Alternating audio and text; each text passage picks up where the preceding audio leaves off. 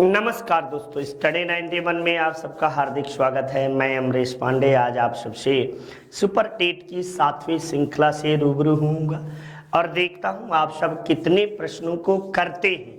ठीक है ना।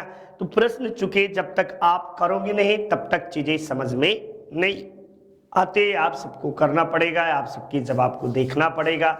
और मैं शायद जो कुछ बच्चे कह रहे थे सर आप पहले आंसर बता देते हैं, तो चलिए आज आपको पहले आंसर नहीं बताऊंगा। आज आप सबके आंसर को वेट करूंगा कि देखते हैं कि आप सब में से कितने लोग प्रश्नों का जवाब देते हैं। तो आइए हम सब एक महत्वपूर्ण प्रश्नों की श्रृंखला की ओर आगे बढ़ते हैं और आप सबसे यही उम्मीद करते हैं कि ज़्यादा से ज़्यादा आप सब प्रश्नों को करेंगे, गलतियां कम करने का प्रयास किया जाएगा आप सबके द्वारा।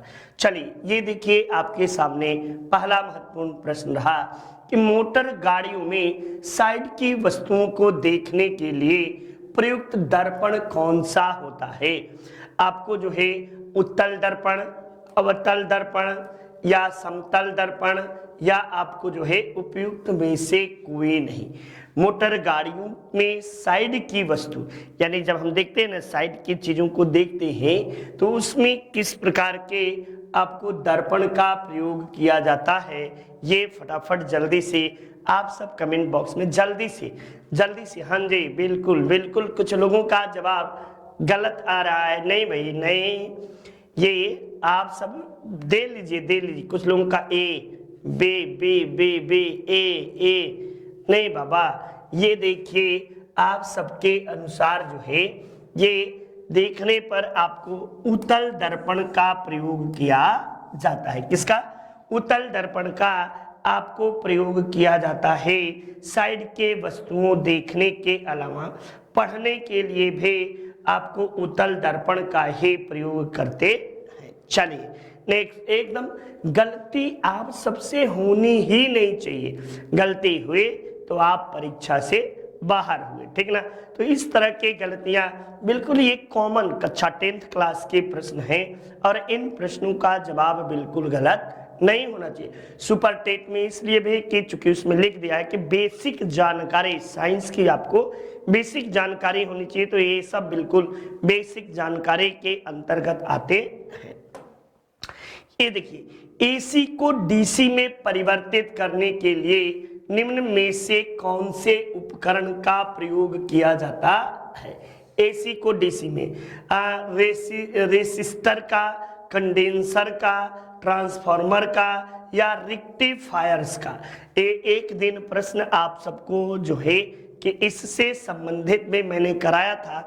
एसी से डीसी में आपको परिवर्तित करने के लिए किस उपकरण का प्रयोग किया जाता है, तब जल्दी से हाँ जी बिल्कुल लगभग सारे लोगों का जवाब शानदार तरीके से आ रहा है। और रेक्टिफायर्स का प्रयोग जो है ये आपको एसी को डीसी में परिवर्तित करने के लिए किया जाता है।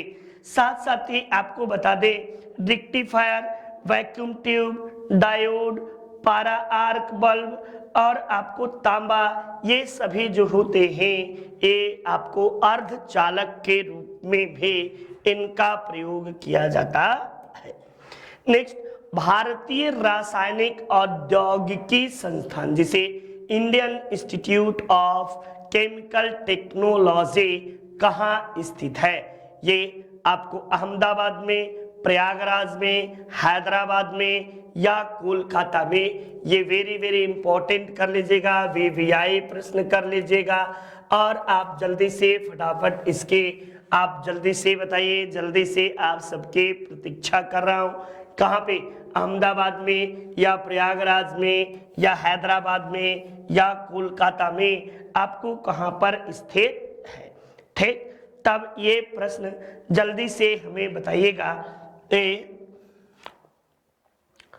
भारतीय रासायनिक प्रौद्योगिकी संस्थान, ठीक ना भैया। ये बिल्कुल कुछ लोगों का तो एकदम से जवाब जो है क्या मैं बताऊं, एकदम जल्दिया कहे जाते हो भाई। ये हैदराबाद से है। कहाँ पे? हैदराबाद में इंडियन इंस्टीट्यूट ऑफ आपको जो है केमिकल टेक्नोलॉजी, ये हैदराबाद में स्थित है। ठीक, चलिए नेक्स्ट अगले प्रश्न की ओर चलते हैं। गोल्डन चावल में प्रचुर मात्रा में आपको कौन से विटामिन पाई जाती है? गोल्डन राइस जिसे हम उबला हुआ चावल कहते हैं, इसमें vitamin A, vitamin B1, vitamin C या विटामिन डी, कौन से विटामिन प्रचुर मात्रा में गोल्डन राइस में पाया जाता है?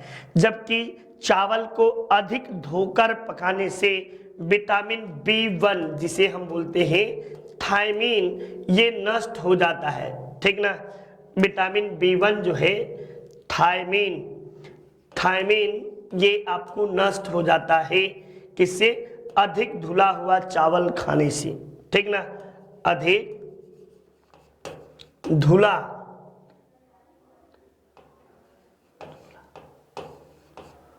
धुला चावल खाने से ये आपको जो है थायमीन, और इसी से बेरी नामक बीमारी होती है। बेरी नामक बीमारी आपको होती है। गोल्डन राइस में विटामिन ए जो है ये प्रचुर मात्रा में पाया जाता है। विटामिन ए गोल्डन राइस में प्रचुर मात्रा में पाया जाता है। चलिए नेक्स्ट देखिए, उत्तर प्रदेश में विश्व भारती पुरस्कार प्रदान किया जाता है। ये हिंदी संस्थान के द्वारा या हिंदुस्तानी एकेडमी के द्वारा या आपको संस्कृत संस्थान के द्वारा या उर्दू एकेडमी के द्वारा, तब इसमें से आप बताइएगा कि विश्व भारती एक भारत भारती है, ठीक ना। भारत भारती पुरस्कार जो है, भारत भारती ये पुरस्कार जो है ये आपको उत्तर प्रदेश का सर्वश्रेष्ठ पुरस्कार है। उत्तर प्रदेश का सर्वश्रेष्ठ पुरस्कार आपको माना जाता है, और ये हिंदी संस्थान के द्वारा दिया जाता है, जबकि संस्कृत संस्थान के द्वारा आपको विश्व भारती पुरस्कार दिया जाता है। ये आपको कहाँ है? तो लखनऊ में स्थित है। कहाँ? लखनऊ में आपको स्थित है। क्या चीज? संस्कृत संस्थान लखनऊ में। और ये आपको जो है कि मागधे, आपको संस्कृत भाषा, प्राकृत भाषा, ये पाली भाषा, ये सब जो भाषा है इनके विकास के में ये महत्वपूर्ण भूमिका संस्कृत संस्थान के द्वारा अदा किया जाता है, ठीक ना। तो ये महत्वपूर्ण यानी कह सकते हैं प्राकृत, पाली और संस्कृत भाषाओं के संवर्धन एवं संरक्षण का कार्य इसके द्वारा किया जाता है। वही बात की जाए हिंदी इंडिविजुअल, शानदार तरीके से नितिन सर के द्वारा पढ़ाया जाता है, और आप सबके लिए भी ये बड़ा ही महत्वपूर्ण श्रृंखला है। लगभग आपको 140 घंटे से अधिक टेस्ट सीरीज आपको फ्री में है। स्मार्ट PDF मटेरियल भी आपको मिलेगा, साथ साथ ऑफलाइन डाउनलोड करने के भी आपको दिया गया है। अब बातें की जाए तो 600 से अधिक आपको वीडियो लेक्चर है, फ्री टेस्ट सीरीज है, स्मार्ट PDF मटेरियल है, ऑफलाइन डाउनलोड भी आप कर सकते हो। ये आपको ग्राम विकास अधिकारी का शानदार हमारी संस्था की ओर से श्रृंखला जारी है। भारत निर्माण किसको विकसित करने का कार्यक्रम है? ये आप सबके लिए किसको? भारतीय उद्योग को, या भारतीय कृषि को, भारतीय मेट्रो नगर को, या भारतीय ग्रामीण जीवन को? ये शायद एक दिन प्रश्न और पढ़ाया था। इस प्रश्न को इसलिए लिया कि बच्चा उस दिन बहुत ज्यादा गलती कर रहे थे, और यदि आज भी आप सब गलती करोगे तो मैं देख रहा हूं कि कितने लोग गलतियां करते हैं और कर रहे हैं, ये आपको क्षम्य नहीं है बच्चा, ठीक ना। अभी भी गलती, इस प्रश्न का सवाल अभी भी गलत जवाब दिया जा रहा है, ठीक ना। तो इस तरह के आपको गलतियों के लिए क्षमा नहीं है भैया, ठीक। तो ये भारत निर्माण कार्यक्रम जो है ये आपको भारतीय ग्रामीण जीवन कार्यक्रम के तहत भारत निर्माण कार्यक्रम के शुरुआत जो है ये 16 दिसंबर आपको 2005 ईस्वी को मनमोहन सरकार या यूपीए सरकार द्वारा आपको जो है जारी किया गया था, ठीक ना, जारी किया गया था। और ये आपको किससे, इस कार्यक्रम किसके लिए विकसित करने का कार्यक्रम है, तो भारतीय ग्रामीण जीवन के स्तर को ऊंचा उठाने के लिए आपको भारत निर्माण कार्यक्रम के शुरुआत भारत सरकार के द्वारा 2005 ईस्वी में किया गया था। ठीक, चलिए नेक्स्ट देखिए, ये 8 डिग्री चैनल किसको किससे अलग करता है, ऐसे होना चाहिए, किसको किससे, ये कर लो, किसको किससे अलग करता है, तो मिनिकॉय को मालदीव को, लक्षद्वीप को मिनिकॉय को, अंडमान को निकोबार से, या लैंडफॉल द्वीप को कोको द्वीप से किसको अलग करने का काम करता है, तब बताएगा कि यह मिनिकॉय को मालदीव से अलग करने का काम जो है ये 8 डिग्री चैनल के द्वारा किया जाता है। कमेंट बॉक्स में आप लोग जवाब दीजिएगा, 9 डिग्री चैनल जो है, 9 डिग्री चैनल किसको अलग करता है, ठीक ना। ये 9 डिग्री 10 डिग्री है, ये सबके सब भारत में, तो 9 डिग्री चैनल आपको किसको किससे अलग करता है। साथ साथ ही आप बताएंगे पाक जल डमरू मध्य भी, पाक जल डमरू मध्य, ये दोनों सवाल का जवाब जल्दी से आप सब देंगे। ये आपको किसको किससे अलग करता है और किसे किससे जोड़ता है, ठीक ना। तब ये प्रश्न भी आपको जो है महत्वपूर्ण माना जाता है, ये वेरी वेरी इंपॉर्टेंट, ये पाक जल डमरू मध्य। जल्दी से फटाफट कमेंट बॉक्स में, बिल्कुल कुछ लोगों का जवाब भी आना चालू हो गया और शानदार तरीके से, बिल्कुल हाँ जी, एकदम सही जवाब कुछ लोग दिए जा रहे हैं। चलिए ठीक है, आप सब बधाई के पात्र हैं कि कुछ प्रश्न आपसे गलतियां होती हैं तो कुछ चीजों को आप सब बड़े ही शानदार तरीके से देते हैं। प्लेट विवर्तनी का सिद्धांत का प्रतिपादन किसके द्वारा किया गया, ये आपको वेगनर के द्वारा, होम्स के द्वारा, पार्कर के द्वारा, या हैरी हैंस के द्वारा, हैरी हेस नहीं है, हैरी हैंस के द्वारा प्लेट विवर्तनी। जैसा कि आप सबको पता है कि यह जो पृथ्वी जो है ये कुल 100 से अधिक प्लेटों में विभक्त है, लेकिन इसे आपको 20 प्लेटें बहुत ही महत्वपूर्ण है, और 20 प्लेटों में आपको जो है 6 प्लेटें सबसे अधिक जो है इम्पोर्टेंट है, जिसमें प्रशांत महासागरीय प्लेट जो है ये सबसे बड़ा प्लेट है।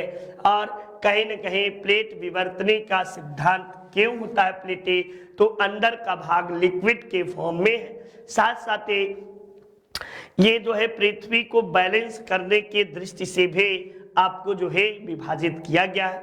भारत का हिमालयन क्षेत्र जो है प्लेट विवर्तनी के दृष्टि से बहुत खतरनाक क्षेत्र माना जाता है, ठीक ना। तो ये आपको कौन सा प्लेट विवर्तनी के सिद्धांत को हैरी हैंस महोदय के द्वारा दिया जाता है, जबकि महाद्वीपीय विस्थापन सिद्धांत, ये महाद्वीपीय विस्थापन सिद्धांत जो है, विस्थापन सिद्धांत ये वेगनर महोदय के द्वारा दिया जाता है। वही आपको जो है आपको प्लेट विवर्तनी का सिद्धांत हैरी हैंस के द्वारा दिया जाता है, और हैरी हैंस ने इसे कब दिया था, तो 1962 ईस्वी में प्लेट विवर्तनी के सिद्धांत को हैरी हैंस के द्वारा दिया गया था। नेक्स्ट देखिए, सूची 1 को सूची 2 से मिलान कीजिए और सूचियों को नीचे दिए गए कूट का सही आंसर आपको देना है। पंपास पुस्ताज जो है ये पुस्ताज हंगरी में पाया जाता है, और यूक्रेन और हंगरी में ये पुस्ताज का घास का मैदान आपको है। तो बी का चौथा ये आपको जो है, साथ साथ पंपाज जो है ये अर्जेंटीना में पंपाज पाया जाता है। वेल्ड जो है ये आपको ये दक्षिण अफ्रीका में, और डाउन्स जो है ये ऑस्ट्रेलिया में डाउन्स पाया जाता है। तो इस तरह से यदि आप देखते हो तो पहले का तीसरा, दूसरे का चौथा, तीसरे का दूसरा और चौथे का पहला, ये महत्वपूर्ण बातें 3 4 2 1 ऑप्शन संख्या 1 इज योर राइट आंसर माना जाएगा। एक जो है ये बिल्कुल सही जवाब हुआ। चलिए नेक्स्ट, ये सब प्रश्न ये आपको वेरी वेरी इंपॉर्टेंट, घास का मैदान, सुपर टेट या जलधाराएं, ये सब हर एक परीक्षाओं के लिए आपको जो है इंपॉर्टेंट है। ये घास पारिस्थितिकी के अंतर्गत भी आप सभी से पढ़ेंगे और आपको विश्व के प्रमुख घास मैदान पढ़ोगे तो उसके अंतर्गत भी इसे पढ़ते हैं। अब सूची 1 को सूची 2 से मिलान करिए और सूचियों के नीचे दिए गए कूट का सही उत्तर आपको प्रयोग करना है। तब आप देखिए, जूट के उत्पादन में पश्चिम बंगाल पहले स्थान पर है, चाय के उत्पादन में आपको असम है, गन्ना के उत्पादन में आपको उत्तर प्रदेश और रबर के उत्पादन में आपको जो है केरल है। तो इस तरह से आप देखोगे तो पहले का चौथा, दूसरे का तीसरा, तीसरे का दूसरा और चौथे का पहला। 4 3 2 1 ऑप्शन संख्या 1 इज योर राइट आंसर आपको होगा, एक बिल्कुल सही जवाब माना जाएगा। ठीक ना, एक जो है ये आपको बिल्कुल सही जवाब होगा। साथ ही साथ हमारे नितिन सर के द्वारा शानदार तरीके से ये हैंड रिटन नोट्स है जो कि आपको पीडीएफ के रूप में, ई बुक के रूप में आपको उपलब्ध है। आप चाहो तो आप परचेज कर सकते हैं और आपकी सफलता में ये काफी सहायक भी सिद्ध होगा। ठीक ना, तो चलिए नेक्स्ट देखिए,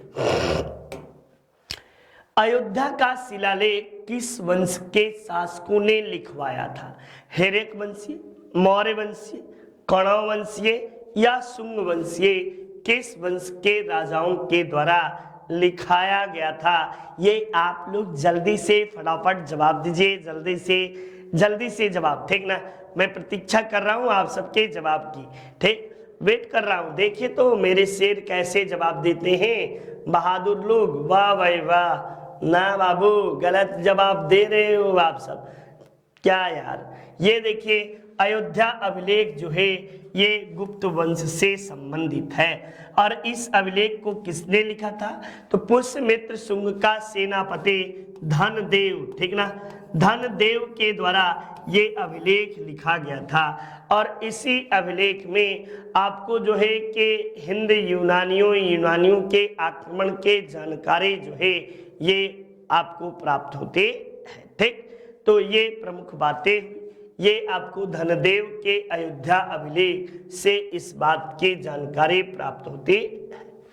नेक्स्ट देखिए, भारतीय राष्ट्रीय कांग्रेस के 1905 के बनारस अधिवेशन के अध्यक्ष कौन थे? सुरेंद्रनाथ बनर्जी, फिरोज शाह मेहता, गोपाल कृष्ण गोखले या दिनसा वाचा? तो दिनसा वाचा जो थे ये 1901 ईस्वी के कलकत्ता अधिवेशन के अध्यक्षता दिनसा वाचा जी के द्वारा किया जाता है। और दिनसा वाचा जब अध्यक्षता कर रहे थे तो उसी समय सर्वप्रथम गांधी जी गोपाल कृष्ण गोखले के आग्रह पर भारतीय राष्ट्रीय कांग्रेस के 1901 के कलकत्ता अधिवेशन में पहली बार उपस्थित हुए थे।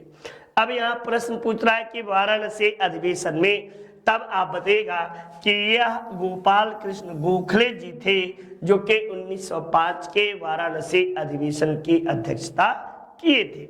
और इसी अधिवेशन में आप सबको एक महत्वपूर्ण बात है, पहली बार स्वदेशी की मांग की गई और विदेशी का बहिष्कार किया गया। ये बड़ा ही महत्वपूर्ण बात आप सबके लिए, आपके भविष्य के लिए ये बहुत ही जरूरी है कि इस तरह के प्रश्नों को आप गलत बिल्कुल ना करो।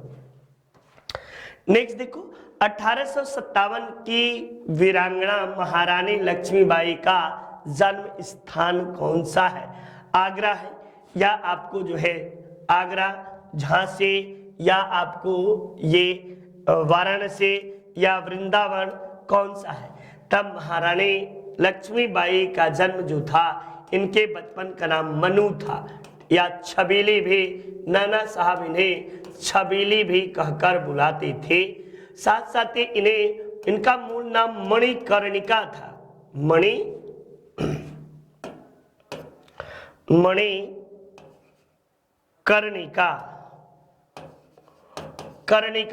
तो इनका जन्म जो है बनारस के अस्सी के समीप वाराणसी में हुआ था और इनका विवाह जो था वो गंगाधर राव से, आपको झांसी के राजा गंगाधर राव से इनका विवाह हुआ था। 1857 के विद्रोह में इन्होंने अहम भूमिका अदा की थी और ह्यूरोज के द्वारा ये मारे गई थी। ह्यूरोज इनके विषय में कहता है कि यहाँ सोई हुई महिला विद्रोहियों में अकेली मर्द है, ठीक ना। ऐसी बातें इनके विषय में आपको जो है ह्यूरोज कहता है, ठीक। इनके दत्तक पुत्र का नाम दामोदर राव था। ये देखिए, ये अगस्त 1928 ईस्वी में सर्वदलीय बैठक का आयोजन कहाँ किया गया था।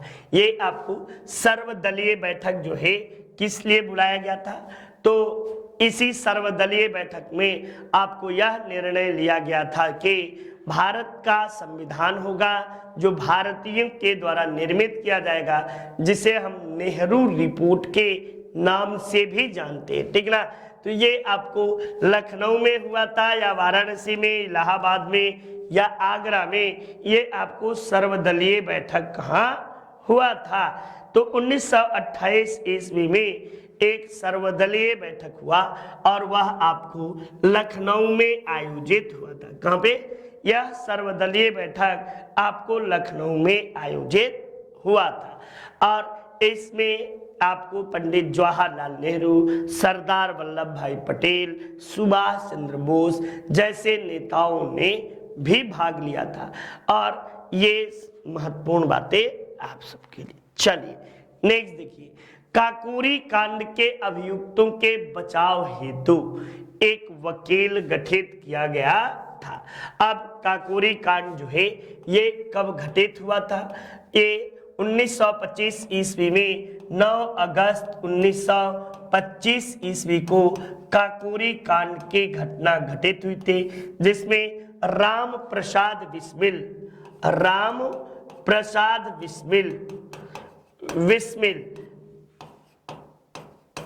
मुख्य अभियुक्त थे। राम प्रसाद बिस्मिल जो थे ये मुख्य अभियुक्त थे और इसके तहत राम प्रसाद बिस्मिल, रोशन सिंह आपको अशफाकुल्ला खां,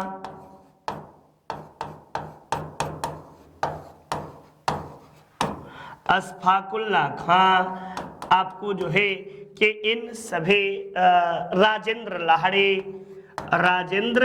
लाहड़ी इन सबको फांसी दी जाती है, ठीक ना।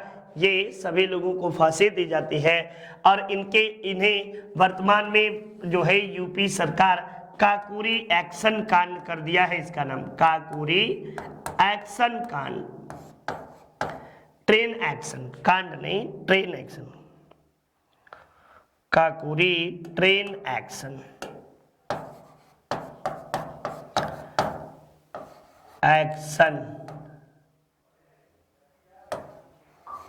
काकोरी ट्रेन एक्शन जो है ये आपको इसे बचाव के लिए आपको जो है चंद्रभानु गुप्त के नेतृत्व में एक समिति गठित की गई थी और इन्हें बचाने में चंद्रभानु गुप्त जो थे ये असफल हो गए थे, ठीक ना।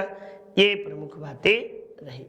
ये आप सबको बहुत लंबी कहानी है, ये सब एक दिन की चीजें नहीं है और जब तक आप प्रैक्टिस नहीं करोगे तब तक आपको सही नहीं जाएगा।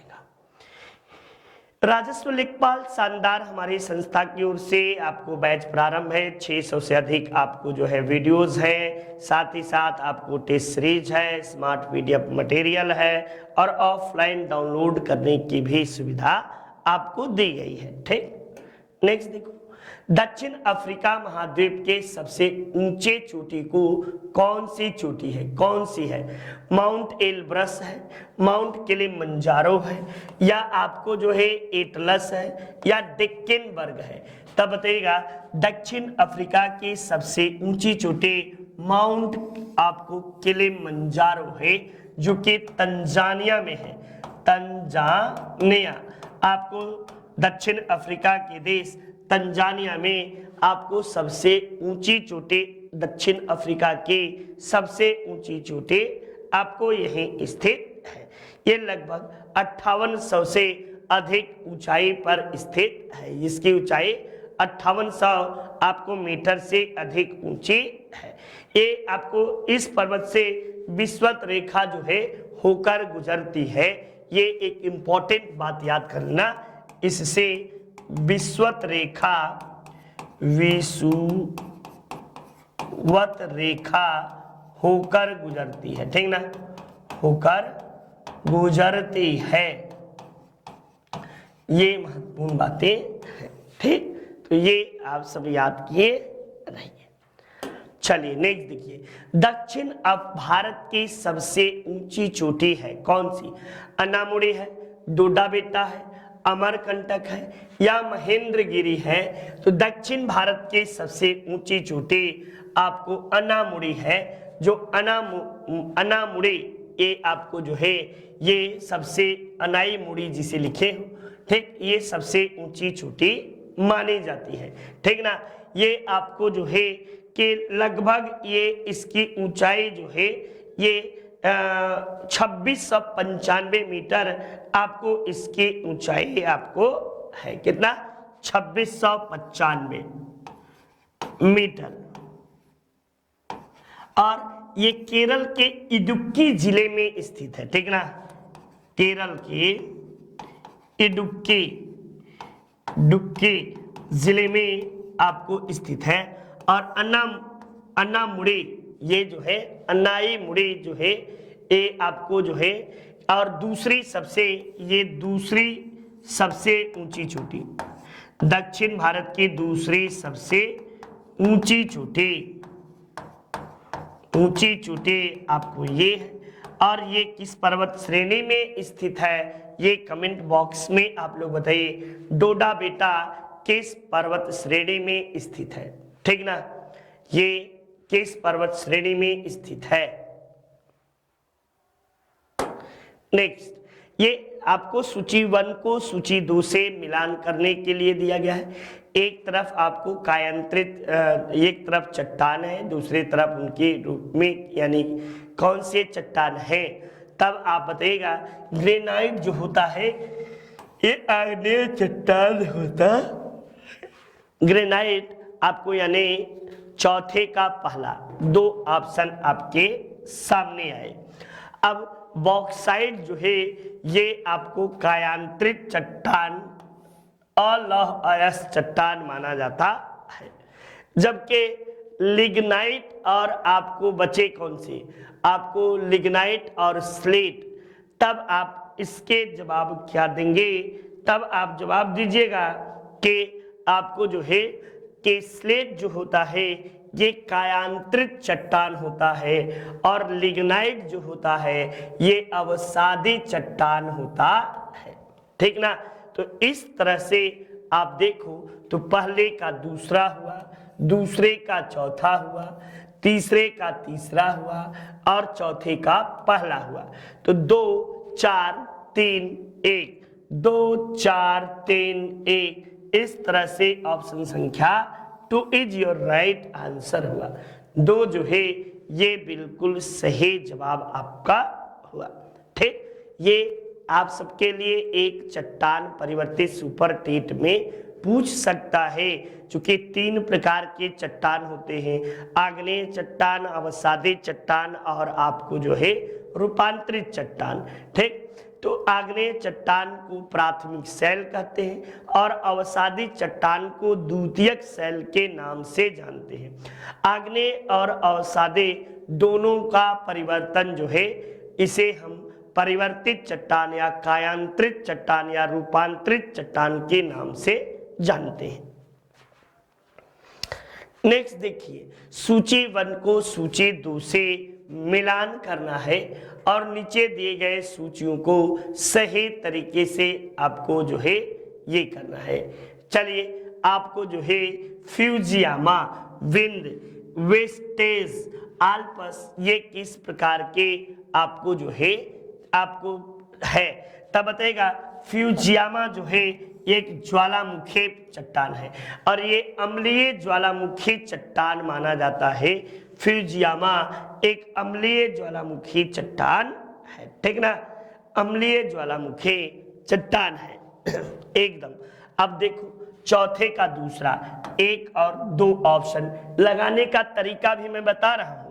अब देखिए विंध्य क्रम का चट्टान जो है ये अवशिष्ट प्रकार का चट्टान माना जाता है। अवशिष्ट विंध्य क्रम तो दूसरा है। अब देखो समय आपके पास बचत हो गई।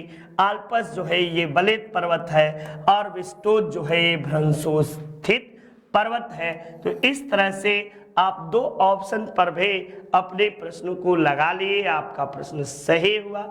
इन 2 प्रकार के यदि आप जो है फ्यूजियामा और विंध्य जाने तो आपका दोनों सही हो गया, ठीक ना।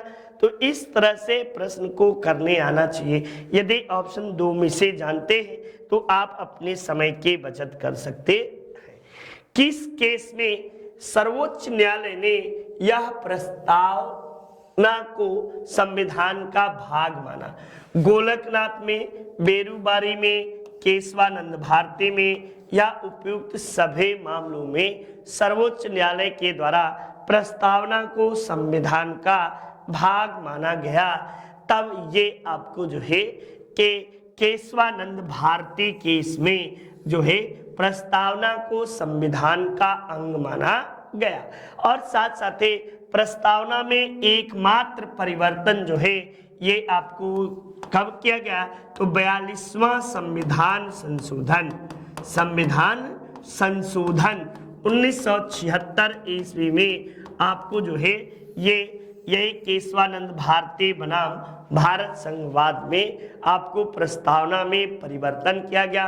और प्रस्तावना में 3 शब्द पंथ निरपेक्ष, समाजवादी और आपको अखंडता, इन 3 शब्दों को जोड़ा गया था, ठीक। तो ये महत्वपूर्ण बातें हुई। ये आपको मैथ के बिग बॉस हमारे प्रवीण सर जी के द्वारा शानदार और जबरदस्त तरीके से मैथ्स इन्होंने पढ़ाया है। आप सबके सुनहरे भविष्य के लिए ये मैथ परचेज करिए और अपना भविष्य का निर्माण करिए। भारत के राष्ट्रपति को अध्यादेश जारी करने की शक्ति है, क्या है?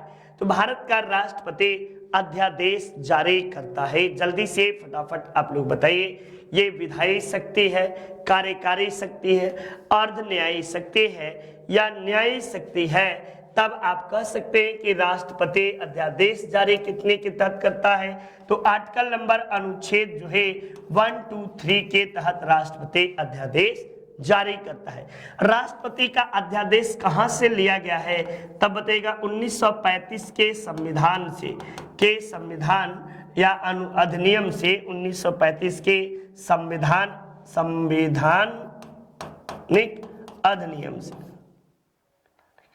अधिनियम से यह लिया गया है। अब बात है राष्ट्रपति का अध्यादेश किस प्रकार का आपको माना जाता है? तब बताइएगा कि यह एक आपको कार्यकारी है, न्यायिक है या आपको तो विधायी शक्ति। राष्ट्रपति का अध्यादेश एक विधायी शक्ति होता है, ठीक ना। ये महत्वपूर्ण बातें आप सबके लिए समझ में आया ना? आया कि नहीं? चीजें हर चीज को आनी चाहिए। एक बार हाथ उठाइए, हाँ या ना, हाँ या ना। चीजें समझ में आ रही हैं कि नहीं, ये बहुत मायने रखता है। हम बहुत बता दें चीजें, हम बहुत चिल्ला दें, कोई मतलब नहीं है। यदि आपको नहीं आया तो उसका न हमारे जीवन में मतलब है न आपके जीवन में, ठीक ना। हुलाला करने से कोई मतलब नहीं है। मैं तो सीधी सीधी बातें करता हूँ और इसीलिए मैं बहुत ज़्यादा आप सबके कमेंट या चीज़ों को नहीं पढ़ता, नहीं देखता, क्योंकि जानता हूँ ना कि किस तरह की परिस्थितियाँ और स्थितियाँ हैं। ये देखिए, राष्ट्रीय आपदा प्रबंधन प्राधिकरण का आपको प्रधान कौन होता है? तो ये पता होना चाहिए कि राष्ट्रीय आपदा प्रबंधन जो है ये प्राधिकरण ये 2000 आपको कब आया? 2005 में, 6 में, 7 में या 8 में, ये भी प्रश्न पूछ चुका है, ठीक ना। और इसका पदेन अध्यक्ष जो होता है प्रधानमंत्री, आपको राष्ट्रीय आपदा प्रबंधन का पदेन अध्यक्ष के रूप में होता है, ठीक ना। और राष्ट्रीय आपदा प्रबंधन संस्थान के स्थापना जो है ये कब किया गया था, ये भी आप बताइए। तो 2000 आपको जो है 6 ईस्वी में राष्ट्रीय आपदा प्रबंधन संस्थान की स्थापना की गई है। वहीं आपको एक महत्वपूर्ण बातें और बता दूं कि इसके साथ साथ ही आप सबके लिए राष्ट्रपति जो होता है नीति आयोग का भी अध्यक्ष पदेन अध्यक्ष होता है, और योजना आयोग जो है अब राष्ट्रीय विकास परिषद का भी राष्ट्रपति पदेन अध्यक्ष होता है, ठीक। तो ये महत्वपूर्ण बातें हैं। और राष्ट्रीय आपदा प्रबंधन प्राधिकरण कहाँ है, तो नई दिल्ली में आपको है। भारतीय संविधान का कौन सा अनुच्छेद प्रसूति सहायता से संबंधित है, ये article number 22, article 42, article number 43, article number 51, article number 44। तो ये तो ऐसे ही बात हो गई, ये आपको जो है ये प्रसूति सहायता से तो है नहीं, चूंकि ये मौलिक कर्तव्य है। ये क्या है, ये आपको मौलिक कर्तव्य है, और इसके अंतर्गत वर्तमान में मौलिक कर्तव्यों की संख्या कितनी है, तो 11 आपको मौलिक कर्तव्य है। अब आर्टिकल नंबर 42, 43 और 44 आप सबके लिए बना तब बताएगा कि आर्टिकल नंबर 42 के तहत आपको जो है ये बातें की गई है, प्रसूति सहायता से संबंधित बातें की गई। आप देखते होंगे जब लड़की होती है या लड़का होती है और सरकारी अस्पताल में होता है, तो सरकार के द्वारा 2,000 रुपया का आपको चेक दिया जाता है। ये चेक आपको ठल्ला बनने के लिए नहीं दिया जाता, ठीक ना। ये चेक उस प्रसूति को खाने पीने और मजबूत होने के लिए दिया जाता है। साथ ही साथ इसका 2 मकसद हुआ, एक जो भ्रूण हत्या था ये भी रुका, ठीक ना। कहीं जो समाज में आपको एक रथ के 2 पहिए महिला और पुरुष थे, इनके बीच की खाई काफी अधिक थी, तो इस खाई को पाटने के लिए भी सरकार ने एक प्रोत्साहन राशि के रूप में और प्रसूति को सहायता करने के उद्देश्य से आपको जो है ये बातें आर्टिकल नंबर 42 में।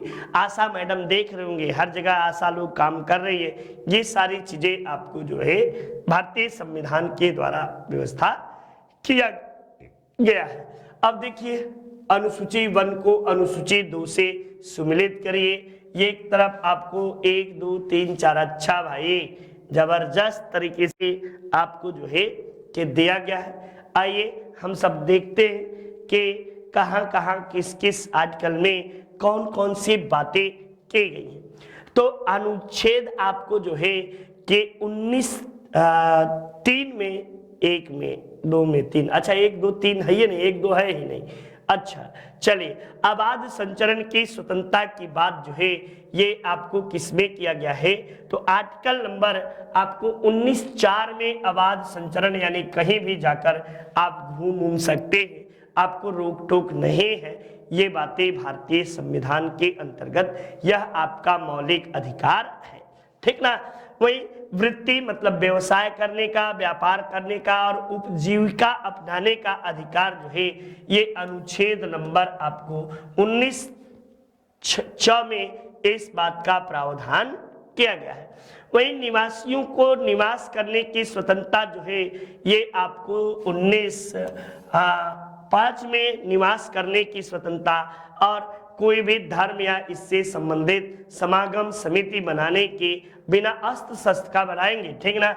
ये आपको छूट जो है ये अनुच्छेद 23(3) के तहत आपको दिया गया है। लेकिन संगम या समाप्त जैसे देखते हैं ना, प्रवचन होता है, कथा होता है, आपको कुंभ मेले का आयोजन होता है, तो ये सब आपको जो है संगम या समागम करने की स्वतंत्रता अनुच्छेद 19(3) के तहत दिया गया है।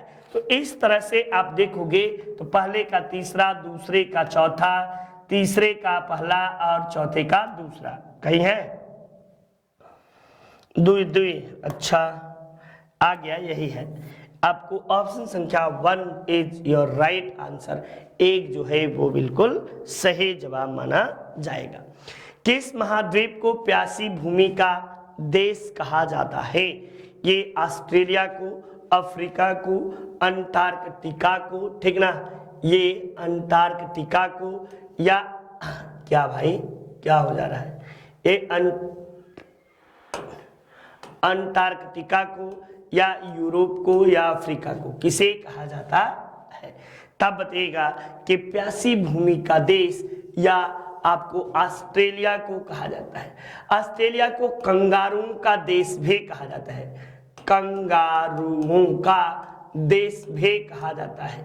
ऑस्ट्रेलिया एकमात्र ऐसा देश है जो पूरे महाद्वीप पर फैला हुआ है और यहीं पे आपको जो है ग्रेट बैरियर रीफ जो कि दुनिया का सबसे बड़ा प्रवाल भित्ति है, ये आपको ऑस्ट्रेलिया में ही पाया जाता है।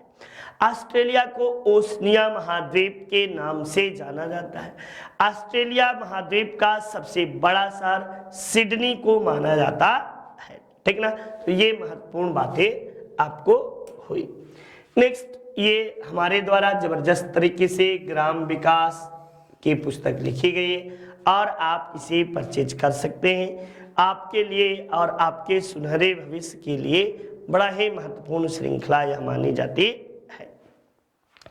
नेक्स्ट देखो भाई, ये 1978 में 44वां संविधान संशोधन ने क्या क्या, अनुच्छेद 32 को संशोधित किया, अनुच्छेद 31 को हटाया और अनुच्छेद 300 क में जोड़ा गया, या अनुच्छेद 32 को भाग 3 से हटा दिया गया? नहीं भैया, ऐसा कहा, संविधान के नया अनुच्छेद 300 को जोड़ा गया। तब आप बताइएगा कि इसके तहत जो भैया है ये आपको अनुच्छेद 31 को हटाया गया जो कि संपत्ति का अधिकार था और इसे 300 क में जोड़ा गया, ठीक ना। 300 क में इसे जोड़ा गया।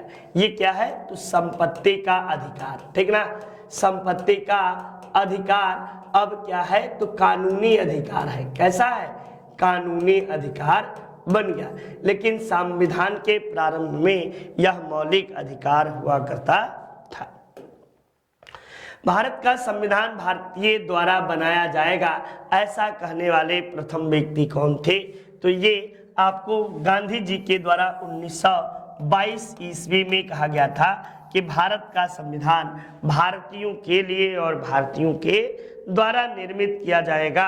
ये गांधी जी ने अपने गुजरात प्रवास के दौरान पोरबंदर से ऐसी बातें कही थी, ठीक। चलिए नेक्स्ट अगले प्रश्न की ओर चलते हैं। ये रहा, नॉलेज पार्क की स्थापना कहाँ की गई है? की जा रही है नहीं, कहाँ की गई है? नोएडा में, ग्रेटर नोएडा में, लखनऊ में या वाराणसी में?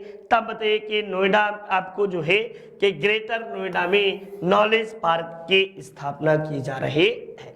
उत्तर प्रदेश से आप सबके लिए स्टेट सुपर टेट में 4 से 5 क्वेश्चन ये फिक्स रहेगा और लगभग 30 से 35 क्वेश्चन करंट के आप सबके लिए ये फिक्स रहेगा। एशिया के किस देश की तटीय रेखा सर्वाधिक लंबी है? तब बताइएगा चीन की, भारत की, इंडोनेशिया की या फिलिस्तीन की? तब सबसे लंबी तटीय रेखा वाला जो देश है वह इंडोनेशिया है। ये इंडोनेशिया का, चूंकि ये समुद्र में कई द्वीपों का समूह होने के कारण सबसे लंबी तटीय रेखा आपको जो है ये इसी की है। जबकि सर्वाधिक सीमाओं को स्पर्श करने वाला देश जो है वो चीन है और उसके साथ साथ विश्व का आपको तीसरे नंबर पे आता है। एशिया का सबसे बड़ा देश भी है, ठीक ना। चीन में ही आपको जो है कि चीन की सबसे लंबी नदी वांगो है जो एशिया की सबसे लंबी नदी के रूप में भी जानी जाती है। तो ये कई महत्वपूर्ण बातें हुई। अब ये हिंदी के शानदार आपको प्रश्नों की श्रृंखला हमारी संस्था की ओर से तैयार है और ये आपके सुनहरे भविष्य में काफी लाभदायक भी सिद्ध होगा। चलिए नेक्स्ट अगले प्रश्न की ओर चलते हैं। संसार में पारे का सबसे बड़ा उत्पादक कौन सा है? यूएसए है, कनाडा है, इटली है या स्पेन है? पारे का सबसे अधिक उत्पादन कौन करता है? तब बताइएगा कि स्पेन विश्व में पारे का सबसे अधिक उत्पादन करता है, ठीक ना। ये आपको जो है कि 300 डिग्री तक उबलता है, ठीक ना। ये याद रखे रहेगा 300 डिग्री पर ये उबलता है। कितनी पर? 300 डिग्री सेंटीग्रेड पर उबलता है पारा, ठीक ना। और आपको जो है 39 डिग्री टेम्परेचर पर आपको यह जमता है, पर जमता है, ये याद रखे रहिएगा, ठीक, ये भी याद रखे रहिएगा। इसीलिए इसका प्रयोग थर्मामीटर में तापमान बुखार उखार नापने के लिए इसका प्रयोग किया जाता है। और पारे की अधिकता से मिनीमाता, याद होगा ना, मिनीमाता रोग जो है ये पारे के अधिकता के कारण ही आपको होता है। तो ये कई महत्वपूर्ण बातें आप सबके लिए है। भारत में जाति पर आधारित प्रथम जनगणना कब हुई, यानी जातीय आधार पर कब हुई? 1919 में, 1931 में, 1941 में या 1971 ईस्वी में? तब आप बताइएगा कि पहली बार जातीय जनगणना 1931 ईस्वी में लॉर्ड इरविन के कार्यकाल में, किसके? लॉर्ड इरविन के कार्यकाल में आपको पहली बार जातीय आधार पर जनगणना भारत में की गई थी। और आर्थिक आधार पर पहली जनगणना जो है ये आपको कब की गई थी? तब बताइएगा कि आर्थिक आधार पर 1901 ईस्वी में लॉर्ड कर्जन के शासनकाल में किया गया था। और तो और भारत में पहली बार जनगणना की यदि बात की जाए तो पहली बार 1872 ईस्वी में, और आपको दशकीय जनगणना की बात की जाए तो 1881 ईस्वी में प्रथम दशकीय जनगणना, ठीक ना, दशकीय जनगणना की शुरुआत भारत में की गई थी। उसमें लॉर्ड रिपन हुआ करते थे और ये आपको मेयो के कार्यकाल में आपको पहली बार शुरू हुआ था। एसटीटीपी कंप्यूटर में इसका पूरा फुल फॉर्म क्या है? Hyper text transfer program, hyper text transfer protocol या हाइपर टूल ट्रांसफर प्रोग्राम या हाइपर टूल ट्रांसफर प्रोटोकॉल। तब बताइएगा कि इसका आपको जो है हाइपर टूल नहीं, हाइपर टेक्स्ट, आपको जो है हाइपर टेक्स्ट ट्रांसफर प्रोटोकॉल इसका फुल फॉर्म होता है, ठीक ना, हाइपर टेक्स्ट प्रोटोकॉल। नेक्स्ट अगले प्रश्न के और देखिए, आइए अगले प्रश्न को देखते हैं। ये जीपीआरएस का फुल फॉर्म क्या है? ग्लोबल पैकेट रेडियो सर्विस नहीं भैया, global protocol for radio service या जनरल आपको पॉकेट रेडियो सर्विस या general protocol for radio service. तो जीपीआरएस आप हमेशा कहते हैं ना, जीपीआरएस से ट्रैक करिए, जीपीआरएस से ये करिए, तो इसका होता है जनरल पैकेट रेडियो सर्विस। इसको जीपीआरएस का फुल फॉर्म आपको जो है जनरल पैकेट रेडियो सर्विस होता है, ठीक। ये महत्वपूर्ण बातें हुई। चलिए अगले महत्वपूर्ण प्रश्न के और चलते हैं। तो ये हमारे सामान्य ज्ञान जबरदस्त तरीके से बहुत मेहनत से लिखा हूं, एक बार जरूर पढ़िएगा, व्याख्या जरूर पढ़िए और चीजों को समझिएगा, ठीक। चलिए, हाल ही में जारी सतत विकास सूचकांक 2021 में भारत का स्थान कौन सा रहा? तो 2021 में भारत 120वें स्थान पर सतत विकास सूचकांक में रहा। कितने? 120वें स्थान पर आपको रहा, जबकि शीर्ष स्थान पर आपको फिनलैंड, स्वीडन,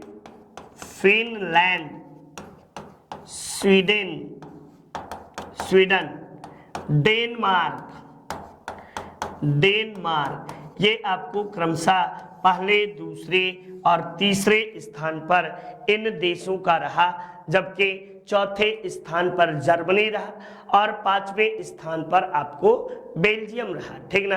तो इस तरीके से आप देखोगे तो ये देश हुए।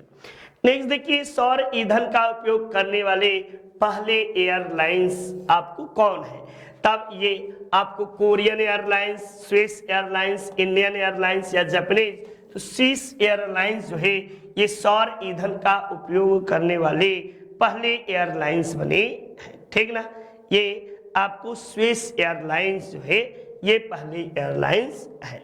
चलिए नेक्स्ट देखते हैं अगले प्रश्न की ओर।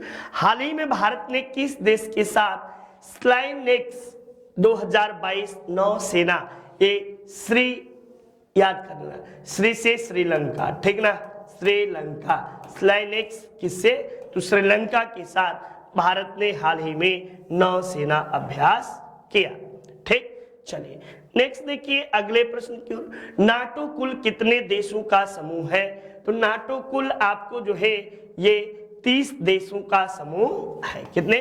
30 देशों का आपको समूह है, जिसका मुखिया यूएसए आपको है और अन्य यूरोपीय देश, साथ ही साथ ऑस्ट्रेलिया और जापान भी नाटो के प्रमुख सदस्यों का देश माना जाता है। नाटो की स्थापना 1949 ईस्वी में की गई थी और इसका मुख्यालय ब्रुसेल्स में है। कहां पे? ब्रुसेल्स में आपको नाटो का मुख्यालय है। ठीक, चलिए नेक्स्ट अगला महत्वपूर्ण, ये आपको संदार उमेश सर के द्वारा मैथमेटिक्स लिखा गया है और आप इसे परचेज करिए, एक बार पढ़िए, व्याख्या क्या गजब का सर ने मैथ लगाया है, इन चीजों को भी देखिए। अंतरराष्ट्रीय मानवाधिकार दिवस कितने तारीख को मनाया जाता है? तो प्रत्येक वर्ष आपको जो है 10 दिसंबर को अंतरराष्ट्रीय मानवाधिकार दिवस का आयोजन किया जाता है। भारत में भी अंतरराष्ट्रीय मानवाधिकार 10 तारीख को ही मनाया जाता है। साथ साथ ही आप कह सकते हैं कि 1993 ईस्वी में भारत में राष्ट्रीय मानवाधिकार आयोग का आपको गठन किया गया था। ठीक ना, ये महत्वपूर्ण बातें आप सबके सुनहरे भविष्य के लिए। चलिए नेक्स्ट देखिए अगले प्रश्न के ओर चलते हैं। ये रूस की संसद को क्या कहते हैं? ये आपको डाइट कहते हैं या ड्यूमा कहते हैं, पार्लियामेंट कहते हैं या कांग्रेस कहा जाता है? तब आप जवाब दीजिएगा कि किस इसे क्या कहते हैं, तब आप क्या जवाब देंगे? तो बताइएगा कि आपको जो है ड्यूमा जो है ये रूस की संसद को ड्यूमा कहा जाता है, जबकि जापान की संसद को डाइट कहते हैं और ब्रिटेन की संसद को पार्लियामेंट कहते हैं। भारत की भी संसद को पार्लियामेंट कहते हैं, जबकि आपको जो है कि कांग्रेस अमेरिका यानी यूएसए के संसद को आपको कांग्रेस कहा जाता है। ठीक ना, कांग्रेस का अर्थ होता है लोगों का समूह या समुदायों का समूह होता है। ये फीफा वर्ल्ड कप 2022 में किस देश को बाहर किया गया? यूक्रेन को, रूस को, जापान को या कोरिया को?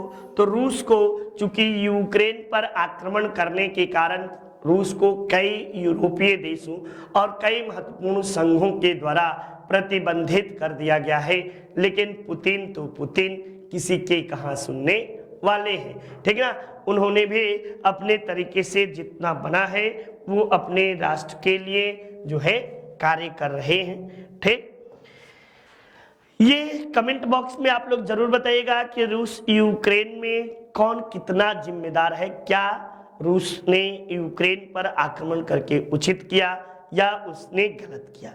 ठीक, यूक्रेन और रसिया युद्ध में किस न्यूज चैनल ने न्यूज देना बंद कर दिया? एबीपी, बीबीसी या जी न्यूज या आर भारत? तब आपको यूक्रेन रसिया न्यूज में आपको बीबीसी ब्रिटिश ब्रॉडकास्टिंग जो है ये आपको जो है न्यूज देना इस पर बंद कर दिया। ठीक, चलिए ये आपको किताबें अब आपके द्वार तक, शानदार महत्वपूर्ण प्रश्नों की श्रृंखला आपके लिए, आप सबके सुनहरे भविष्य के लिए ये श्रृंखला है और आपके घर तक ये श्रृंखला जाए। चलिए तो इन्हीं प्रश्नों के साथ आपको नमस्कार, जय हिंद, जय भारत, आपका दिन मंगलमय हो। इन्हीं शब्दों के साथ जय हिंद, जय भारत।